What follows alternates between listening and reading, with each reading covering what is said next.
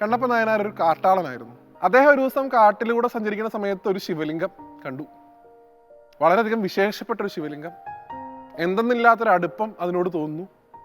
അതിനെ ആരാധിക്കാനായിട്ട് അദ്ദേഹത്തിൻ്റെ നാടൻ മാർഗങ്ങൾ അദ്ദേഹം ഉപയോഗിക്കുന്നു. അതൊന്നും ഞാൻ വിശദീകരിക്കുന്നില്ല.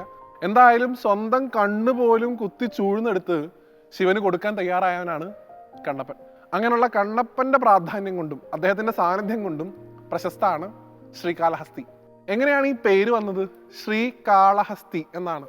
ശ്രീ എന്ന ശബ്ദം കൊണ്ട് മഹാലക്ഷ്മി എന്ന് മാത്രമല്ല അർത്ഥം, അതിന് ചിലന്തി എന്നും അർത്ഥമുണ്ട്, വിഷം എന്നർത്ഥമുണ്ട്.